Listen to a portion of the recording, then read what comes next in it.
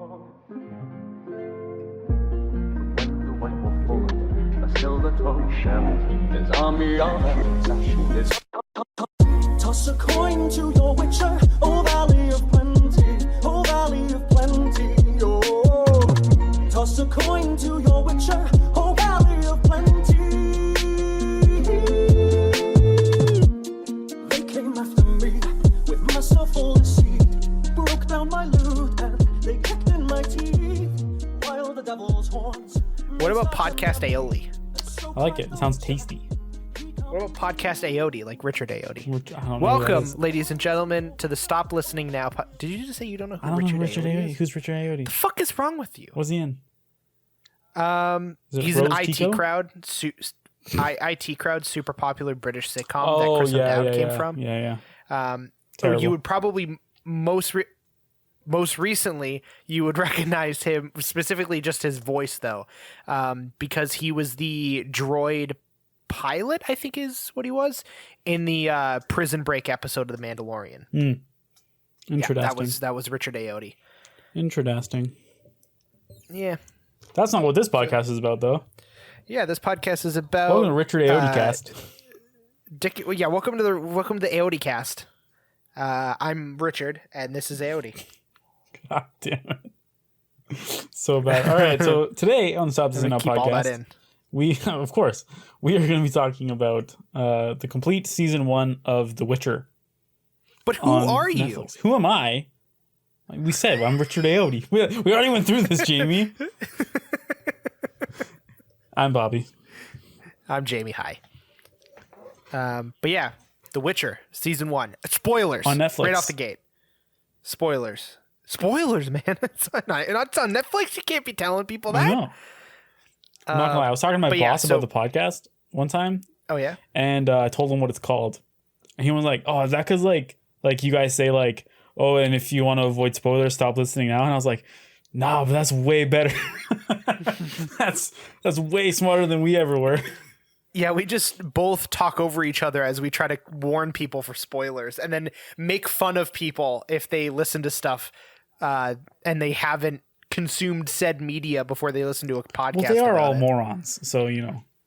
That's easy. like genuinely like my biggest like pet peeve about shit like that. It's like there's no need to put that extra bit, because it's like if you've gotten to the point that you're listening to a podcast about something and you're trying to figure out if you want to watch it or not, or listen to, or whatever it is, that's your problem. Yeah. Also, don't consume that content. Don't consume the review content.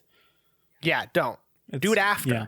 My favorite thing is to watch review stuff after I've watched it. consume content. Yeah.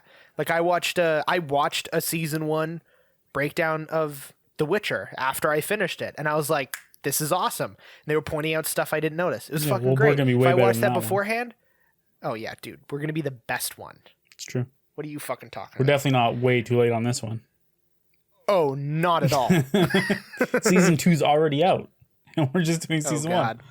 1. Yeah, I fucking loved it. I mean, I feel like this is just gonna be us dick sucking this show because both of us love it so much. I will suck Cavill's Geralt dick till the fucking cows come home, For dude. real. That show is so goddamn good. It's insane. I loved it. We're really blessed. I was thinking about this the other day yes. because we just finished The Mandalorian, obviously, and then we got The Witcher. It's like, bro, we're just like, this is a blessed time to be a fucking nerd. Like, this is insane. The fact that nerd culture and like the super high production value of modern TV have like sort of collided now. This is the greatest time ever. And then we have Lord of the Rings coming soon. Like, man, like this is the best time. This is the best time. Oh, totally. But yeah, I love The Witcher. Yeah, I definitely like I have some issues with certain aspects of the show that we'll definitely get into. But as a whole, like as a complete product, I fucking loved it, man. Yeah. Like that song is still stuck in my Come on, head. toss a fucking coin to your fucking Witcher, boy. Toss a coin to your fucking Witcher, dude. Man, like, and I'm assuming probably the podcast will eventually delve into some conversation about the game. So I'll wait to talk about the game until that actually happens. But yeah, dude, it was just like I went in with, I wouldn't say high expectations. No, for the I show. was pretty just middling on it. I was just like it could be okay or it could be bad, like, you know, because I've also seen a couple episodes subtitled of the Witcher show that they did in Poland, which is fucking dog shit. It's fucking terrible, Absolute garbage. But I wasn't expecting it to be that bad, obviously. But I was like, it's probably not going to be that good. It's probably just going to be okay. But I didn't expect this. Me neither. Like I thought it was going to be enjoyable, you know, like not great. I like even before the show came out when they renewed it for a second season, like already, I don't normally mark that as like a stamp of something like a show being good. Yeah, because a lot of know? shit shows Because, get like- renewed for season 2. And there's a lot of like high power executives and producers that can make those calls that have bad taste. So I'm sure it's probably happened before where a show got an early, you know, renewal and the show actually was just complete and utter garbage. But you know, certain things about the show before it came out definitely like piqued my interest. Like one of the things about how they were gonna try to double down on the gothic horror of it, like that really piqued my interest. The, you know, Henry Cavill doing all of his own stunts and not actually having a stunt double on the show as well, because it's like, okay, that means like he's putting in a lot of work into this show and like really putting love and care into it, which then by proxy, that means that at least some of the scripts have to be pretty good for him to put that much effort into it. Yeah. You know, don't get me wrong, he doesn't have a perfect record, but I would say he has a pretty damn good one. Yeah. Aside from that one. Yeah, except for that one. Yeah. The one we never speak of. But yeah, man, it was so good. It was fucking great. I loved it. It was fantastic. I hate to be like the guy overhyping everything. I like, even though I know I do it all the time, but I don't think I could have asked for it to be any better. Like, Me too. for me, as like I guess you could come at it from a point of view of someone that doesn't understand The Witcher, and you would think it doesn't explain much. It's probably very confusing to people that don't have like a pre-established knowledge of just like the basic lore of the Witcher universe, because it doesn't explain jack shit. It doesn't explain. Like, it doesn't dick. do a fucking thing to help those people out. But obviously, as someone that, you know, has almost 100 hours in the Witcher games, fucking, like, to me, it was perfect. Because I don't like those moments where a show gets bogged down with explaining its universe and stuff. Like, all that stuff's kind of just bleh. Which is why I think Mandalorian worked, because Star Wars is so established they don't need to do that. They kind of took that approach with this one, where they're like, people will just understand. Let's just go. Let's just start, and we'll run with it from the beginning. And we'll just, like, you know, full head of steam from the beginning. And for a show that's only, what is it, 8 episodes? That sounds right. Yeah. Yeah. I think it's 8. It really, like not having those moments where it has to sit you down and explain stuff, to me, just improved the show. But I also understand it warranting some criticism that, you know, an average fan who doesn't necessarily know that much would probably have a bit of a confusing time with this one. Yeah, totally understand. Sorry, I just like ran away from my desk for a second. I had my headphones on, so I heard all of that.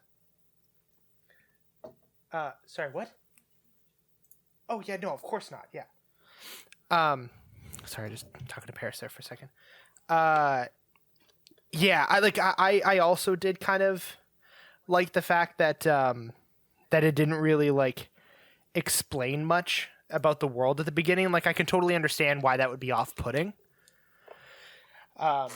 Especially with like how much is going on in a world like that at one point, and like what like what witchers are and stuff like that, but I feel like even if you're someone who has no idea about like the world and that universe and that story, by the end of the final episode, you have a pretty good grasp of it. Yes. Although I will say, my boss, he's a big fan of Game of Thrones, which is weird. He's actually never watched the show, but he's read all of the books like 50 times. He's like massive fan of the books. Okay. And me and my other coworker, who is also a pretty heavy gamer, we were both super excited for The Witcher. And we're talking about it at work all the time. And my boss was like, oh, it sounds really good. Like, maybe I'll give it a try. He tried watching it. He came into work the next day and asked me one question that solidified the fact that, like, a casual viewer will not understand what's going on. He literally asked me, he watched 3 episodes of the show, and he said, hey, what's a Witcher? Oh, Jesus Christ. Yeah, just, you can stop watching the show. Like, you can just stop. Because if it hasn't hooked you by then, you don't kind of have a grasp. It's probably just not going to happen. Yeah, because, like, yeah, that also might be a situation where, like, maybe they weren't, like, fully paying attention. Yeah, he's also kind of stupid. Because, like, don't get me wrong, like, they don't like sit someone down. It's not like you know, Geralt sitting across the table from Jaskier and he's just like, hey, so, like, this is what a Witcher is. This is what I do. I have 2 swords. Well, there is actually a point where he does explain the 2 swords, yeah. But you know what I mean. Yeah.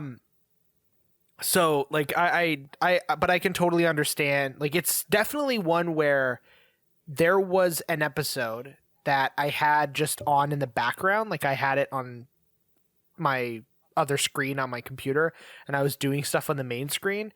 And when I started the next episode, I was like, what the fuck happened in the last one?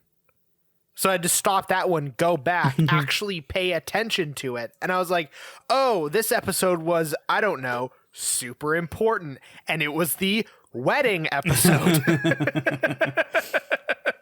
Like, even though there's no, because, like, now, if at this point, if you haven't watched The Witcher and you're still listening, you're fully aware of the spoilers. But for people who don't know, the show does not take place in one streamlined linear fashion. It jumps around a lot, and it doesn't say a fucking thing about it. It doesn't say a thing about it. Very which I small fucking hints love. That you can catch on to if you're astute enough. But yeah, there's no text overlay that's like 10 years earlier. There's none of that. The characters don't even really age or de-age very much. Yeah, and it's cool too because it's like all the characters that, if it was done in a certain way, that would age or de-age, they are not part of the stories. Like, you do not see them. Like, the wedding is pre-Ciri being born, and she'd be the only character that, you know, of course, because she was not born yet, but, like, she would be, I think, one of the only characters that you would have to show the concept of time for them, because Ciri is so young. Especially even by when the season's over, she's still very, very young. Yeah. So, you know, Ciri's storyline is like, kind of linear. Like, it kind of just, like, from episode 1 to the end, it's kind of... Oh, series? Yeah, totally. Yeah, it kind of loops on itself a little bit towards the last episode where it just kind of restarts from the beginning again. But for the most part, like, series is not jumping around because you kind of can't do that with a child. But Geralt's on the other hand. Dude, there's it's all over the place. Wasn't there one where it's like 10 years or something? Like in between episodes, there's like a 10-year jump or something. Yeah, the wedding. Yeah, because the wedding happens, and then like the next one when he's like, they're fighting the fuck is it the thing? What the fuck is it? Oh, the djinn. No, they're fighting the djinn. Oh, the djinn. Yeah. And like Yennefer's mentioning like, you know, Jaskier, you have like crows, like you have bad crow's feet and blah, blah, blah. And like they're talking about all the things that they've done because 10 years have passed since the last time you saw Yennefer and or like Yennefer and Geralt have been together, obviously, but the last time you saw them together was 10 years before that. Yeah, it's fucking crazy. And it does like Bobby very said, little like, to show. Yeah, it's like it's the little things, which is why it's like a show that you have to like you actually have to like pay attention to what people are saying, because it's like those are the moments in the show that make you realize, okay, so like within the timeline of Geralt this is there in the timeline. It's before this and after that. You know, which I like a lot. Like I like that there was a part of, there was like slight problem, not so much like problem solving, but just figuring shit out in my own head. So where I'm just like, okay, like this character's still alive at this point. And what really, like, for me, what genuinely threw a wrench in my theory at one point was when the one character morphed into that guy that, do you remember like the mage that was at the castle? The Sintra's mage. Yeah. Sintra's mage. Yeah. With like the beard. And there was one point in the show where they like revealed that, like some sort of creature or person like used a spell or magic or whatever it was to transform themselves into that person, and they killed the original version. I was like, what the fuck? And then I had to like think back to previous episodes. It goes back to when he was good. So then in your head you're like, that guy's evil though. Like, wait, no, because this happened before that, so he's totally a good guy now. Like, dude, I was so fucking confused. Oh, man. I was so confused, but I loved it. Loved it. Like, I think that was really good because it's like I was paying attention at that point to the show. Like that at that point in the show, I was not watching the show and doing other things. I was like, when I was watching the show, I was just watching it. That's it. And by that time, like I'd finally gotten a grasp on it, and I wouldn't do the normal thing that I would do when watching, like binge watching through a show, where I would finish the one episode, there'd be a really good cliffhanger, or just the story would end really well, and I'd be like, all right, time to go to the next episode. But I would back out of Netflix for a second, and then I would just sit there and be like, okay, so like this happened, so like that person's still alive, that person looked like this, they said that. So technically it took place between episode this and episode that, or these two events that happened on two completely different ends of the season. Yeah, I would really like to see an edit of it in chronological order. That'd be very interesting to see. Sick. I don't think it would work story-wise, but it would be an interesting thing to see. Just like where the timeline goes. Because I know like all the Yennefer stuff, that happened way before everything. Yeah, that's the part that really like blew my mind, was like the first episode when Yennefer mentions how long it's been since she's left, like I just call it the Mage Academy. I can't remember what it was actually called, but like when she's left that, or no, sorry, Sorceress Academy, and the next episode that you see her like post hump, basically, I guess is the best way to describe it, is like she mentions that it's like, oh, you know, like being a, you know, castle mage for 11 years, and I'm like, what the fuck? I'm like, I'm supposed to think this person still looks like that 10 years later. Yeah, it would kind of make sense for a sorceress because of the enchantments that they go under, but I will say one thing that I think she was supposed to be very young when she was brought in as well, which is also something that I let it go because of that. Yeah, like she was like a younger teenager when she got taken. One thing I do think the show kind of let me down for was they kind of do some like a little bit of trickery when you when they show the Queen of Sintra in the first episode. Sorry, when she's dying in the first episode, and then when you see her at the wedding and she's still alive like 4 episodes later. Fuck. There's definitely something they did with her makeup to make her look older in the first episode and younger in that episode. So you can definitely tell like, oh, that is the same character. She's just much younger here. Right? Yeah. And like, that's when it's clicking in your head.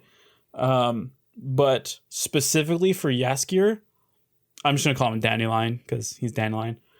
Yeah, that's just who his character is, yeah. They did not do enough, I don't think, to... Because for Geralt, it makes sense because Witchers age differently than humans do. Because of the mutations they go under. It has like a shit ton of mutations, yeah. Like there's so many different things being thrown into play at that point. Geralt in The Witcher 3 is over 100 years old. Exactly. So like they even live significantly longer than humans. So it's like it totally makes sense. I would even totally be down for him looking, except for the scar, I want him to get the fucking scar. Oh, I think that's gonna be that's gonna be a little thing in the later seasons. I hope. But like it's, you know, it makes sense. Like I would be totally cool with him looking the same age during the entire run of the show. Yeah, because of the fact of all the mutations. Also, his hair's already fucking gray. So exactly. But yeah, for Jaskier, they didn't do enough for me to like. Yeah. To me, it kind of seemed like they didn't do anything to age Jaskier any differently as a way to try and like trick you a little bit and like make you like keep that moment of like realization when you realize the timelines are all different.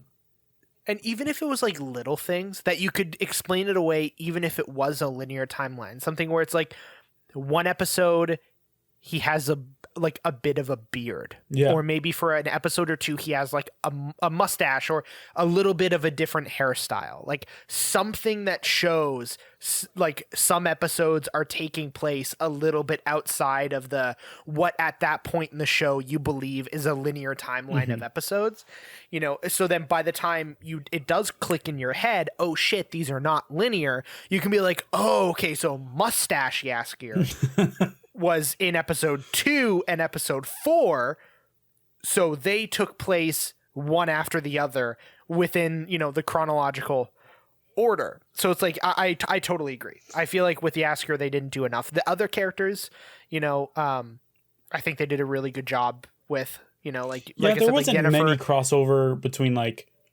characters that are like in all of the timelines. There's not many, and the ones that there are, they do an okay job at making you believe that they're like that same character but like 10 years later or something like that. Because like that mage at the wedding versus the mage when Sintra is being attacked by Nilfgaard, he does look different. He looks a little chubbier. Totally. I don't know if they like did something with like, I don't know. He's got a whiter beard yeah, as well. Yeah, definitely a whiter beard. He's a little chubbier. He looks older. And again, they did the same thing with the queen, but they didn't do it at all with Jaskier, which is really weird. Especially when you think like that line of dialogue when Yennefer mentions Jaskier having the crow's feet. He doesn't have any like you can't see it on his character. Like that would be cool. Even like maybe don't do like the mustache or anything like that. Like that is a good idea. But like if you're not going to do that, at least when you point out, hey, Jaskier, you sure have some crow's feet, have him have them. Like make him look like he's older and more tired and sort of more cynical, and like have him act maybe a little bit older, right? I don't know. Yeah, that's where they dropped the ball for me. That was an issue that I had as well, like just with that specific character, and I was thinking about it, and like for me, like my ideal situation, if you're not gonna, when it comes to age, make him look any different, because like you could easily just explain away of Jaskier being the youngest out of all of them, because I'm assuming that's true. Yeah, I mean they don't really specify how old he was when he first met Geralt, but I'm assuming he was probably like late, like maybe like mid-teens, maybe early 20s at most. It's probably not that old. Have him have two different loots. That'd be good. Yeah, and then during the parts where it's supposed to be earlier on in their one. adventure. Yeah, like it's an older one. Maybe it kind of looks like shit. And then in the episodes where they take place later in the timeline, it's a little nicer. Mm-hmm. But it's clearly a different loot. You know, just like little stuff like that. Like maybe some differences of the clothes. Like instead of just like the top and bottoms that he has, maybe for the later episodes, give him a little bit of a cloak. You know, just like something to differentiate, because he looks the same across every episode. Yes.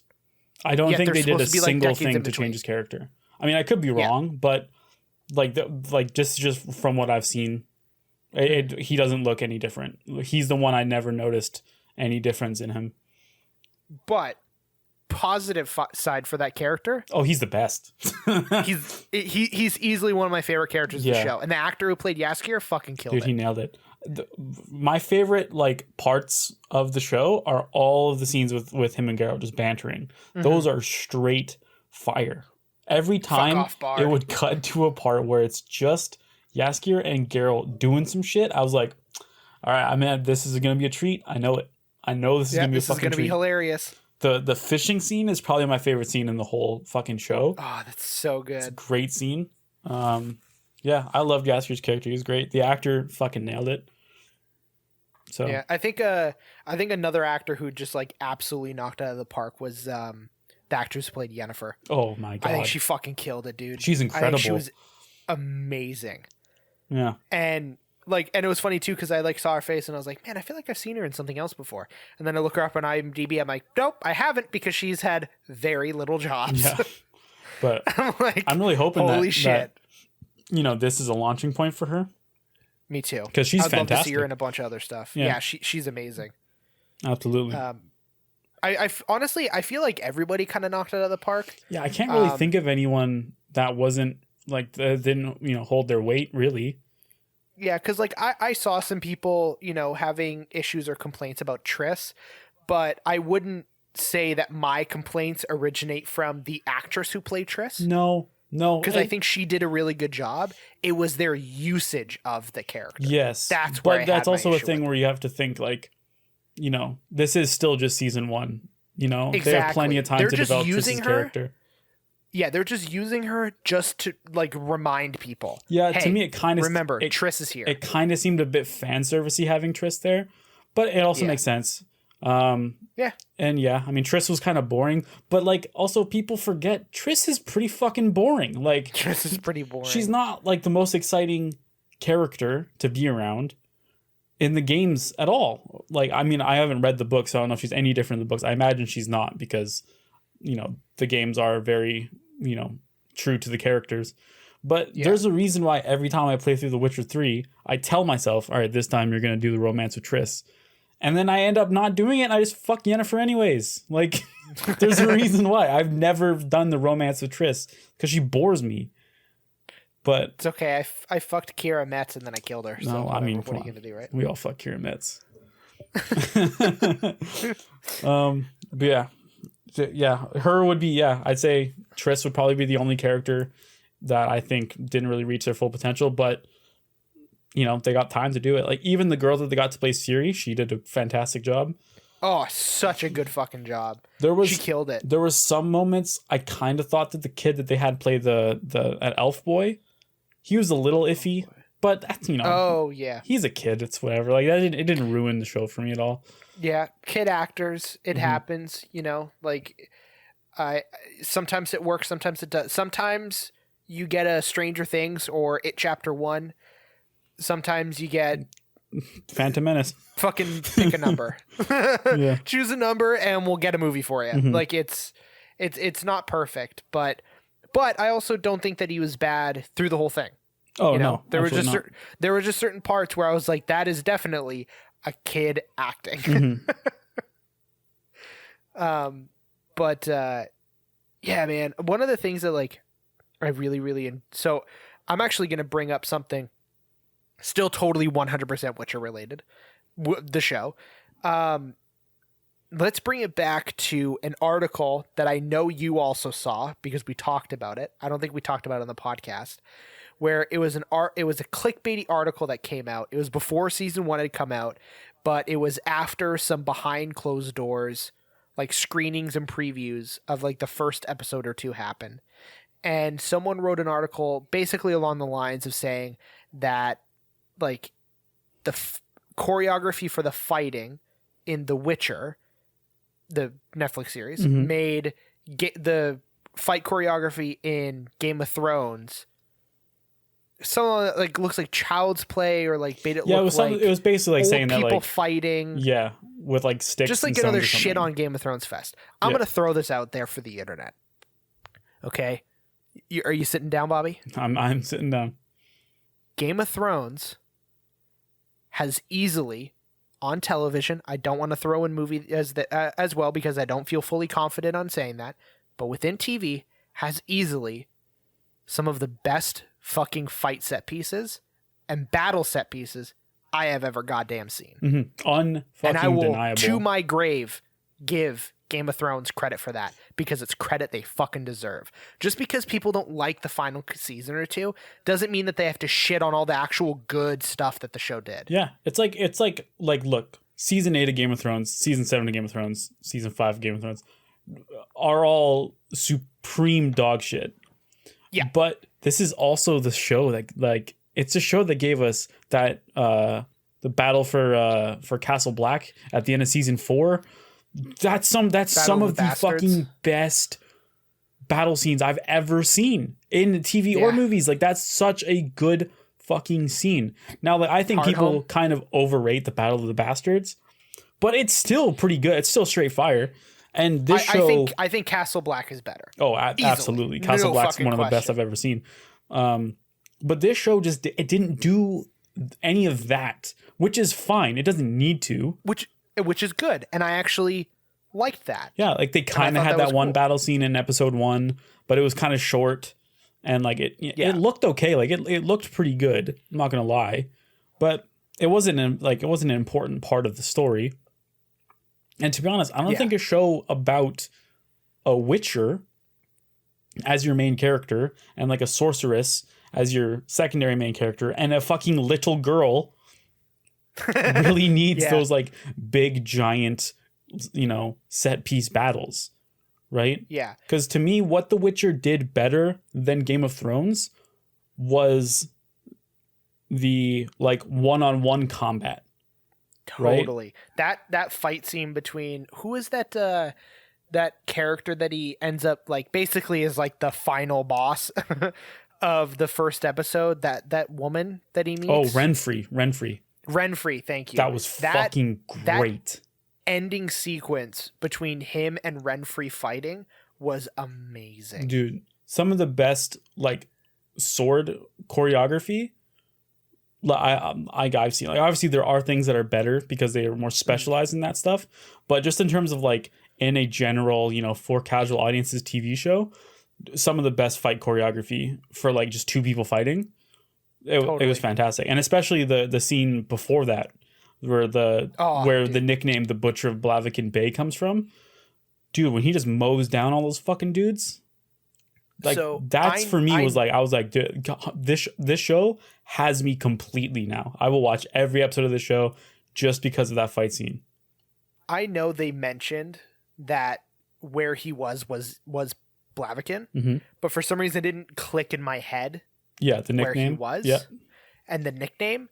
And even through the whole episode, it didn't click. I was fucking running high. I was like, dude, it's a pretty generic name for like a medieval fantasy town, Exactly. So it's like, I'm like, this is amazing. But it still registered in my head, Blaviken, it's also a super easy name to remember, and like I had recognized it, but it just didn't click. It didn't match up with the information in my head.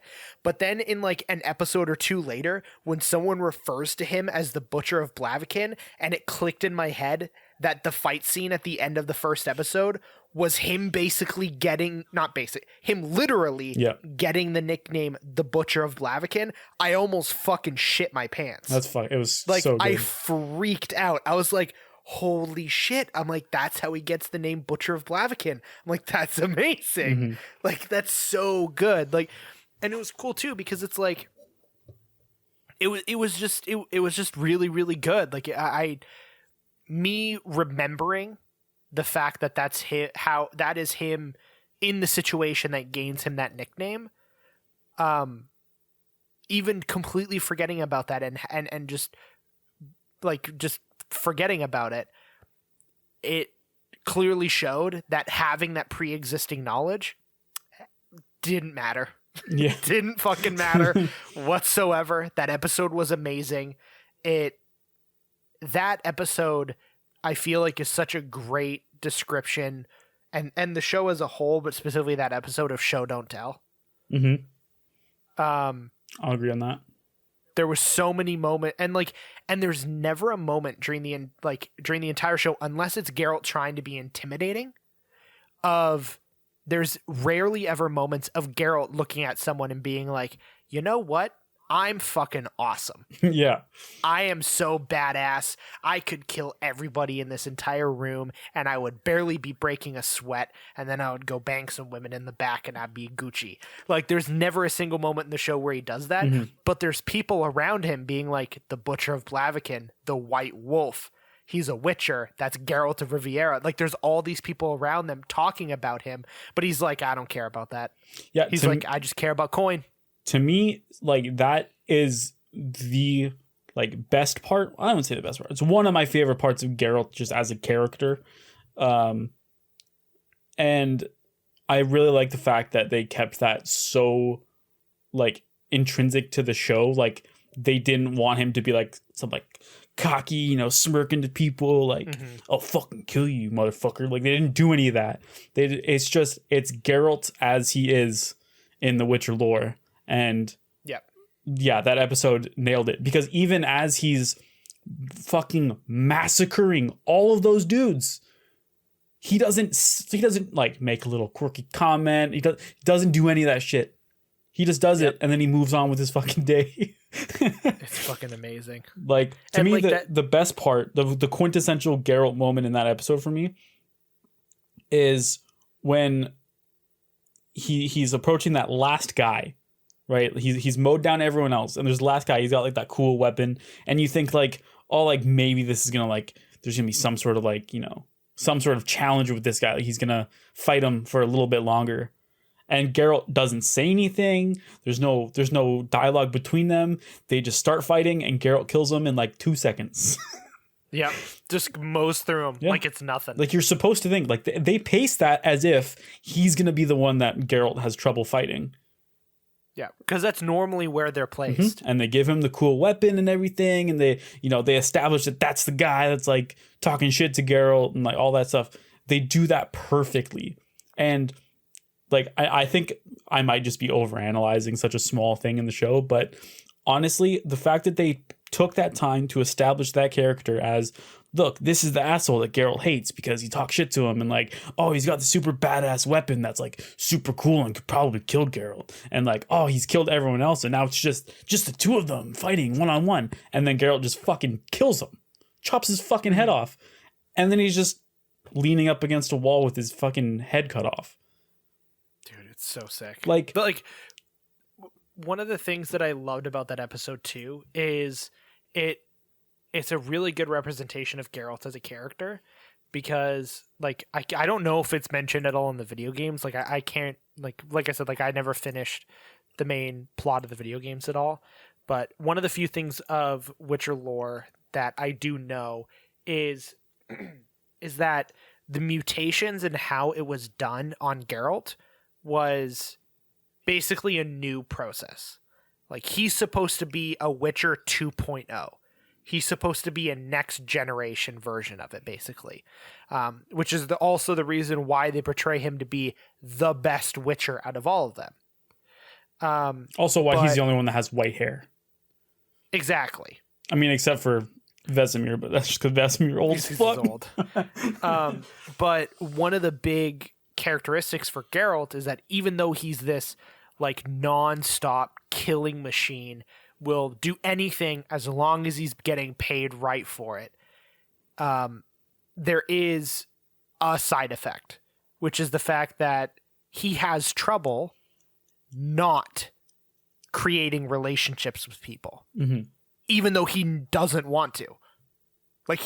There's so, and especially it showed in the show too, like there's so many times where he's just like with Jaskier, it's like he doesn't want to fucking hang out with this guy. He doesn't.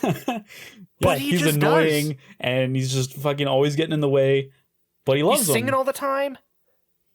Yeah, same with Yennefer. He I'm sure if he had like his just objective way of it, where he could just pick it, he wouldn't fucking do anything with Yennefer. He'd just fuck Yennefer. Like, well, fuck Yennefer and then fuck Yennefer, you know?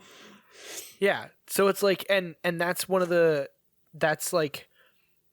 things that I think is portrayed really well over the season as a whole, but specifically the first episode, is that moment that you're talking about where it's like he gets through all these guys and then he gets to that one person who's got the cool weapon. It's the guy who's talks shit all the time and who would be the person who is difficult to fight, but it's not him.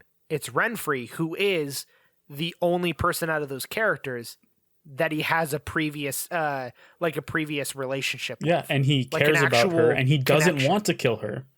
Yeah, but he knows he has to. Yeah, like he even says that line of dialogue where he says, if our swords touch or something like he says something like that where it's like, if our swords cross, that's it. And then he's basically telling like, look, you just saw what I did. Don't do this because I will kill you and I really don't want to. Mm-hmm. And like it's just like Geralt is such a fucking great character.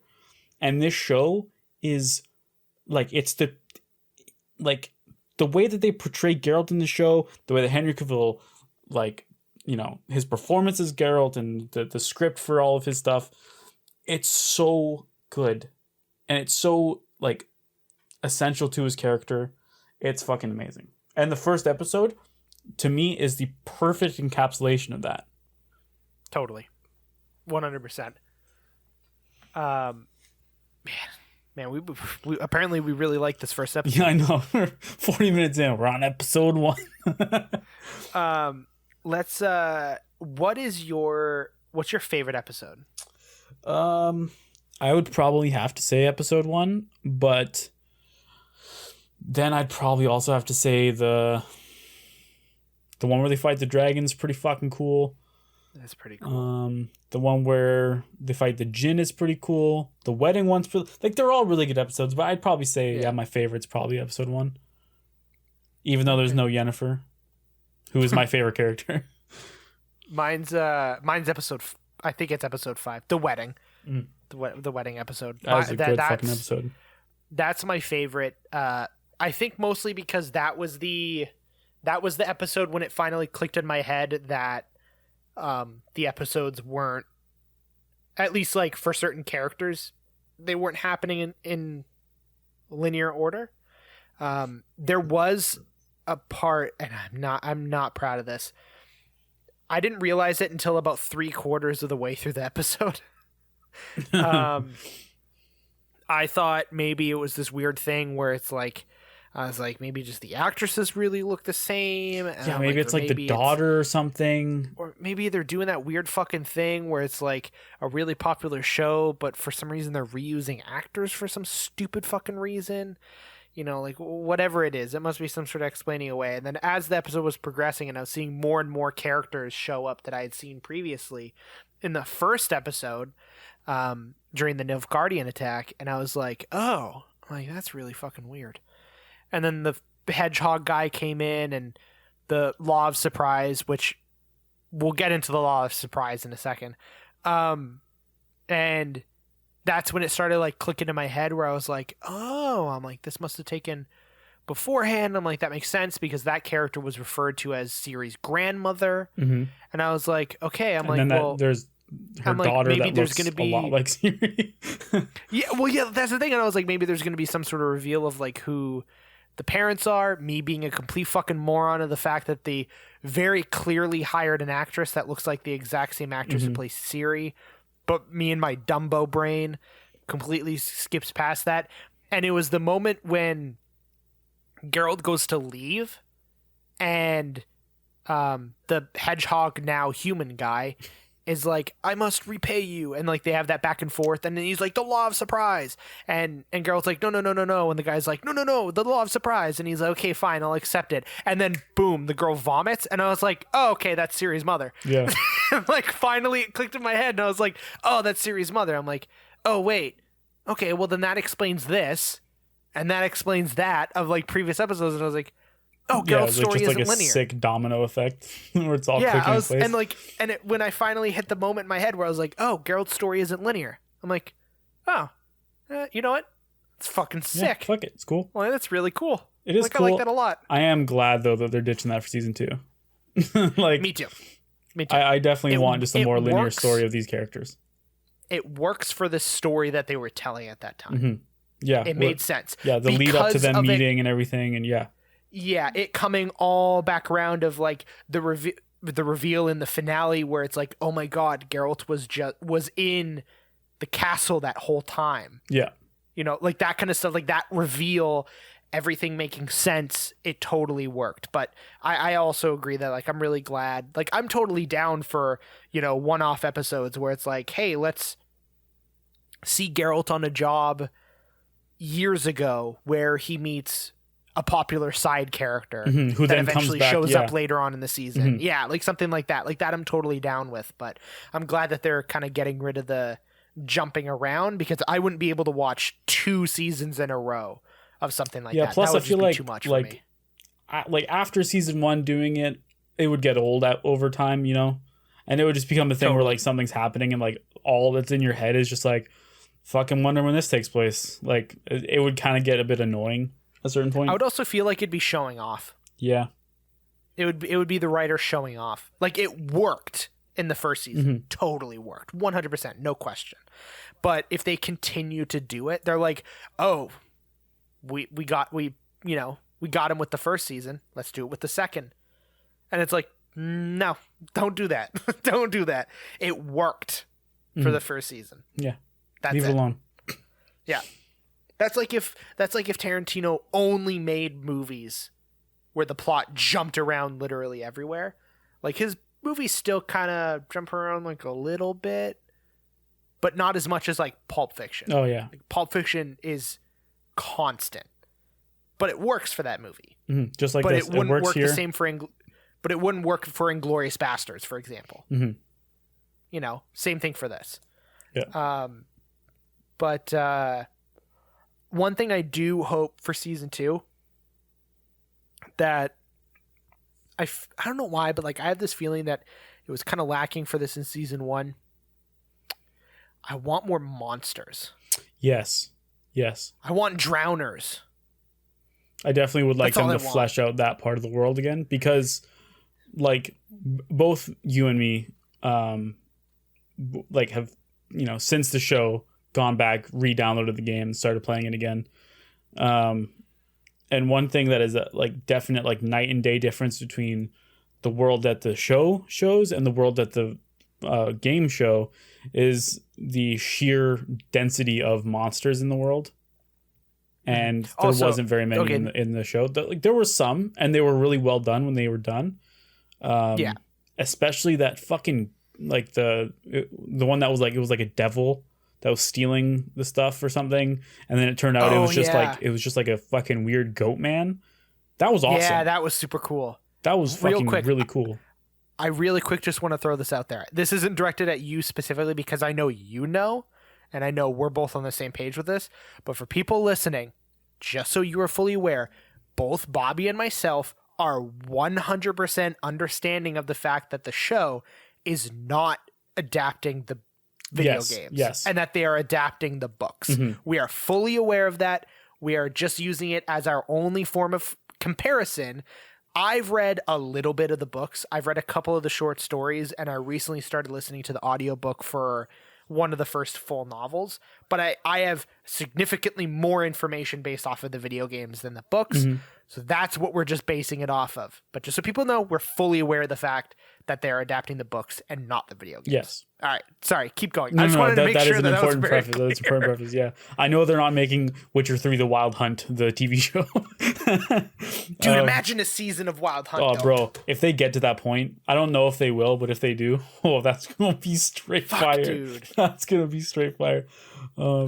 But back to monsters. The monster in the first episode, in the very first scene with Geralt, where like he's all like potioned out and shit like that, and it's like that weird spider creature. That like, I wanted so much more of that, bro. Me too. I wanted like, so much more of that. And like the fact that it was like part like half practical, half digital, really fucking that got me. I'm a huge I'm a huge fan of I'm a big fan of like really, really impressive digital effects, and I'm probably more impressed by practical effects just because of like what people have been able to do in the past. But what really gets my goat, and I love so much, is a mixture of both practical and digital effects that just looks fucking beautiful. Like It Chapter 1, oh dude. And like, but this show is like another clear example of that. Like it does such a phenomenal job of like doing as much as they can in practical and just enhancing it with digital, and it just looking fucking amazing. It was great. Like I can understand the dragon being all digital, but even then, it was fucking sick. It did look really cool. It looked really cool. The gold sheen on it and everything. It looked fucking great. The mouth sync was a little off, but whatever. A little weird. How are yeah. you gonna mouth sync a dragon into a human talking? Not everyone has the Hobbit budget that can do that with Benedict Cumberbatch. But yeah, man, I was a little disappointed. There was that one episode where he was helping that one town, like that mining town, up in like the snowy mountains, because they had like it was like the cursed princess or whatever. Oh yeah. Yeah, and there was that moment where he had the person that put the curse on the child, and he was like using him as bait to bait out the princess, and then when like it clicks in his head that like he has to do this right now, he can't wait because there's something where like something about doing it at dawn or something, and it clicks in his head. He's getting really frustrated. He just downs a bunch of potions really quick. I really wish that they did more with that effect of him just being all fucking just like his face is all fucking poisoned as fuck, and he looks like total shit. I wish they did a little bit more with that. And I was hoping when he started downing those potions in that episode, I was like, we're about to get a fucking sick Geralt fight where he's fighting this monster and his face is all fucked. But they didn't do that. But I mean, that's fine. I also would have been down to seeing like an entire scene of the after effects. Oh yeah, like what it's like for him like coming basically down being from that. Potion drunk, like hungover. Mm-hmm. Like what the come down from that must be pretty fucking terrible. Yeah, like and like that would also be a perfect moment for for a scene between Geralt and Jaskier. Mm-hmm. Like Geralt's literally like potion hungover, like he's vomiting everywhere, and like he's like heavily sweating, like and he just looks like absolute shit. Yeah, he's just in no mood for Jaskier, but Jaskier keeps fucking bantering him the whole time. Like that'd be great. But he's the only person that isn't. I'm just thinking about this now. But Jaskier is the only person in town that isn't too scared to help him. So he has to be the person to nurse him back to health. Oh, man. I think you just wrote an episode for season 2. That sounds fucking awesome. Fuck, that would be so funny. Man. Holy shit. Like he's like dabbing his fucking forehead with a towel. Oh, God. Just keep saying shit. And Carol's like, just shut the fuck up. And he's like dabbing his forehead and he's like singing that song. Oh man. Yeah. But yeah, man, I thought the show as a whole was like really, really good. I'm very excited for the second season. I'm glad it's getting the love that it is. Mm-hmm. It was really a little worried. Critically panned when it first came out, which was strange to me. Like, yeah, I was expecting the opposite. Yeah. Yeah, I really was too, especially, there was not as much as like obviously what happened with Watchmen. There was a little bit of some, because everything has to have a little bit of political controversy around it these days. There was a little bit of that. So I was kind of expecting the audience score to be a lot lower and the critic score to be a lot higher, but it was the complete opposite. But yeah, the love that it's getting just from the audience is incredible. And especially like when you have news stories coming out about how The Witcher 3 surpassed its like all-time high player list on Steam. Like that is so impressive for a TV show to do that. So I even though like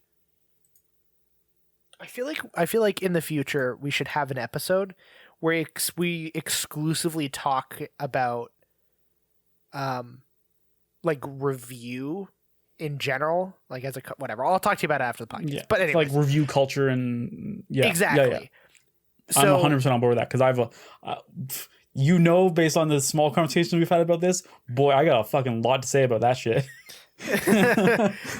One of the things is I rarely go on Rotten Tomatoes, but if I ever do, I almost never pay attention to the critic score.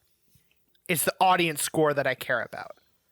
Because that's more of I feel like that is more akin to how I would possibly feel about something. I have a higher success rate of enjoying something either at the same level of what the audience score is or possibly higher.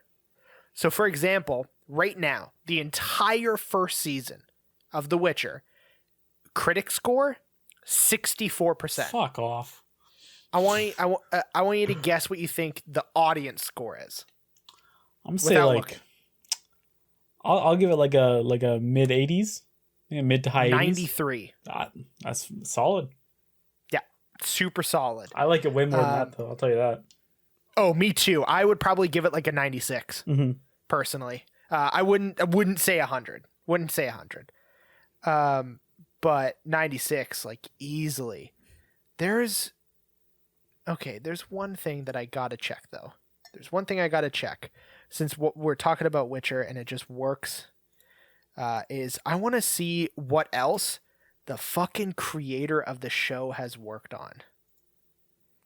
Because, dear Lord, if they're a showrunner, if they just are getting their first job as a showrunner, where have they been? It's a woman, so probably first job as a showrunner, let's be honest here. Yeah, we're kind of just reaching that point in Hollywood. Oh, shit. Okay, yeah, no, that makes sense. What's up? So as a writer, she has previous credits as writer as 2 of the episodes for the Umbrella Academy. Wrote a bunch of the episodes of The Defenders. But here is where she probably gets...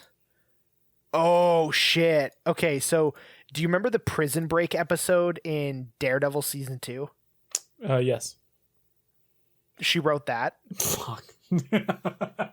That's a straight fire episode. Oh, she was a staff writer for over a year on The West Wing. That's not bad. That makes sense. Fair dues. Glad she's also getting her shot, though, executive producer on 2. So Daredevil and The Defenders, executive producer on both of those shows. Not bad. Not bad. Including the Umbrella Academy as well. And also a show called Power and Parenthood. I've heard Those are Power's 2 different really shows. good. I've heard Power's really good. And also another show called Private Practice. So, like, dude, she's got the receipts that she's good at her job. I mean, look, The Witcher is a fucking long ass receipt on how good she is. Like this. Oh, easily. This is like, this is looking up to be possibly one of my favorite shows. If it stays on this level, I'm digging it. Lauren Schmidt.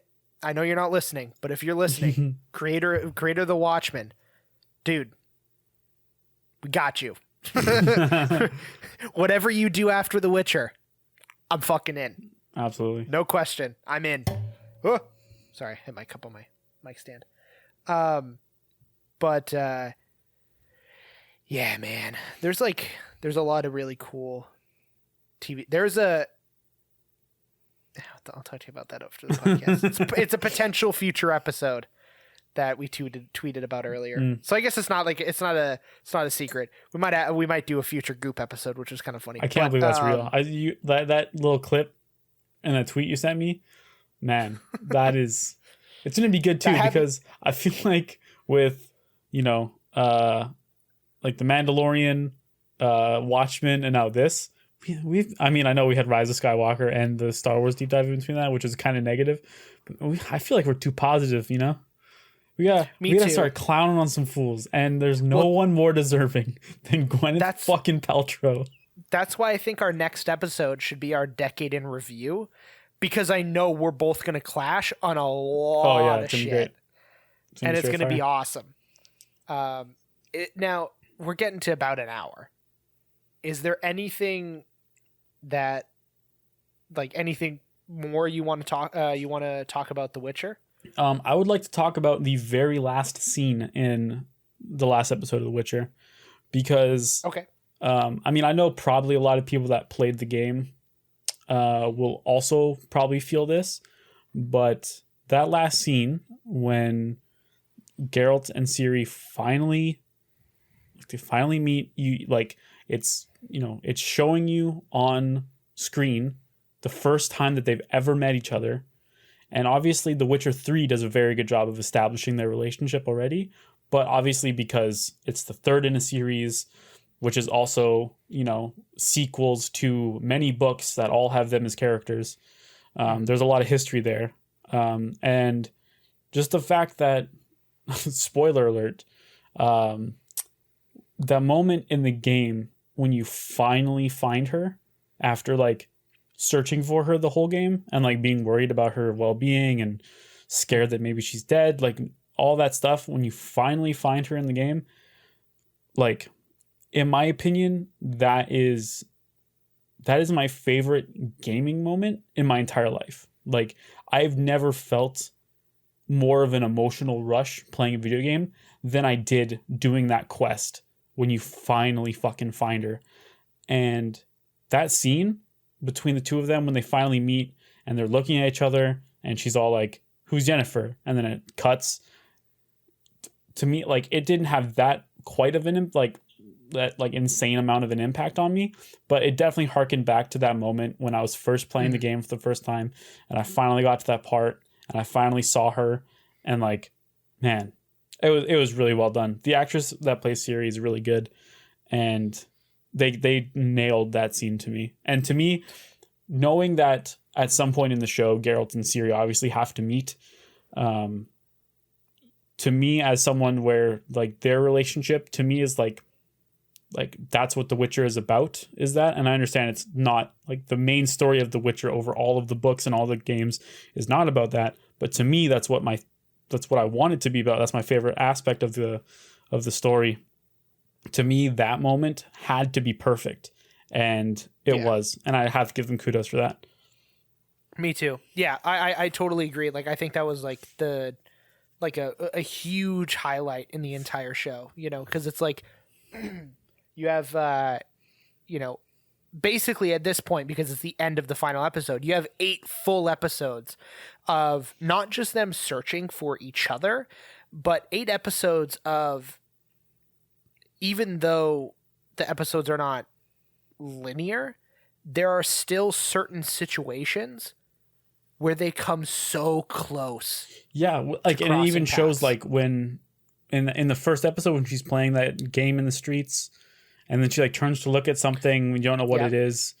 Like that was Geralt. Like that's and they so show good. that in a later episode. Yeah, like and I thought that was like so good. So it's like, even though like, you know, you have like all these episodes of being like they're searching for each other, they are each other's destiny. You know, it is. Oh man, Geralt's they say to that be a line dad, be a dad. times. Oh my god, that and the law of surprise, fucking Christ. Yeah. You know, that like an entire season of TV, and then they finally meet each other, and it's this great emotional rush of just being like they finally met each other, and I'm like, this is it. I'm like, they're gonna embrace. It's gonna punch in, like it's gonna slowly zoom in, and then it's gonna cut to credits, and they zoom in. She looks up at him, and I'm like, this is great. And then she goes, "Who's Yennefer?" And then it cuts to credits. And I was like, you That's fucking brilliant. dicks. That's I'm brilliant. like, you are assholes. It's the ultimate cock tease. I love it. Because, oh, man, I was so annoyed. I was like, and it wasn't even a situation where I'm like, why would she, like, of course she would know of Yennefer. But it's just one of those things where it's like, I would have been perfectly content and still would have thought it would have been an amazing ending if it just ended off with them meeting for the first time and embracing and being like each other, basically in that moment being like, I got you. But then to like add that little extra thing of like, where's Yennefer? That's what like really sold it for me, where I was like, that was a great season of television. That was a fantastic season of TV. It was so good. Yeah. I can't wait for the next one. It's going to be fantastic. 100%. I'm on board with the show. 100%. But yeah, I'm trying to think if there's anything else. Two things that I gotta mention about the show real quick. First, music, amazing, Fantastic, phenomenal. I'm really glad that they brought the fucking ladies from the video game into the TV show. That really got me. I think without that sound playing every single time you complete a fucking quest, I don't think I would have played as much as The Witcher 3. I don't think I would have got to the point where it hooked me in if I didn't have that satisfaction of the hey every time. There's so many times where I'm like sitting at my computer, I have my headphones on, Paris like can't hear my video game. I'm just like sitting there, she's watching like TV or whatever, and I'm like sitting there, I'm just playing games. And then out of nowhere she hears me go, So yeah, kudos for bringing that into the show. I loved it. Other thing was, what was it? It was fuck, I forgot it already. What was it? It was music and holy shit. No, something cool. Fuck.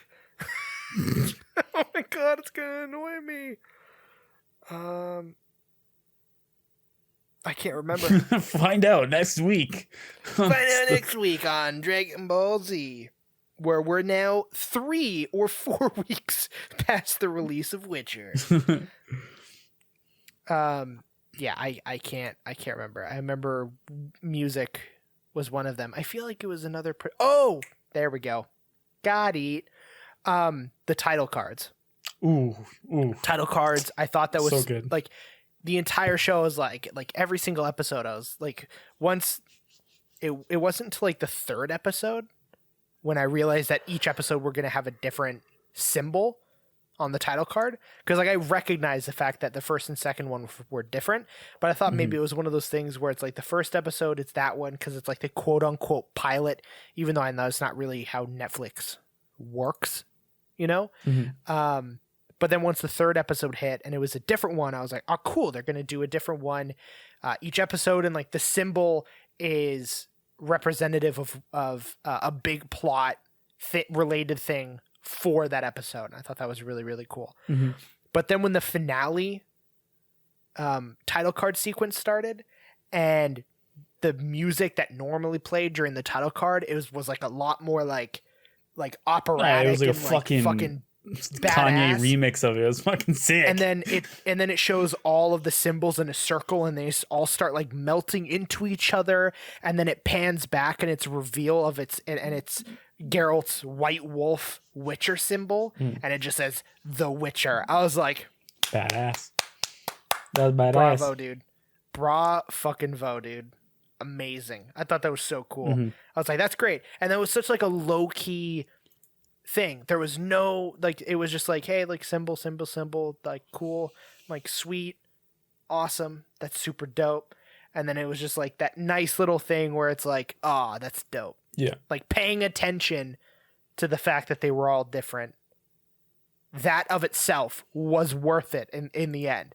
There was like a nice little extra thing for you that where they're like, hey, if you noticed that they're all separate, here's a little treat for you.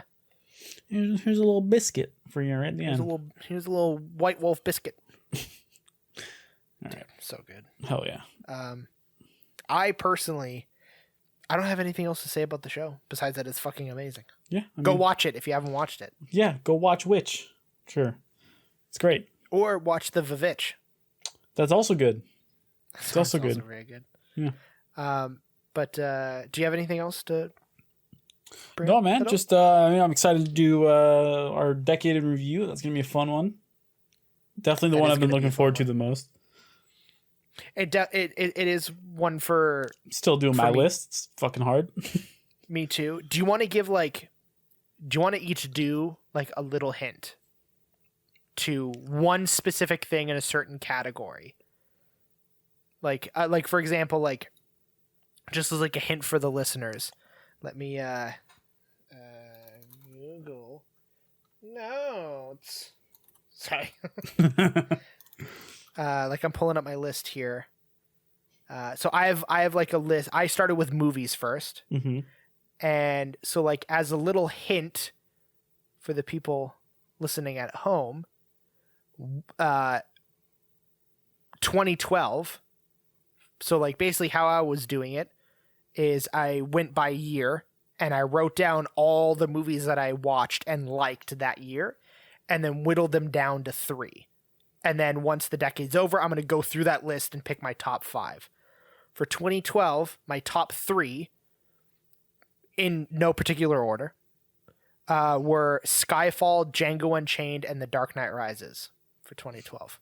It's a little taste, little hint at what's to come. I'll say mine. Mine is that I got my top 5 games. Ooh. Yeah. None of them are from the same genre as any of the other ones in the top 5. Nice. Every single one of my top 5 is of a different genre.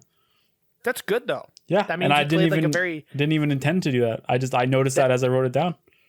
that means you went through and you played a diverse cast of video games over the last 10 years.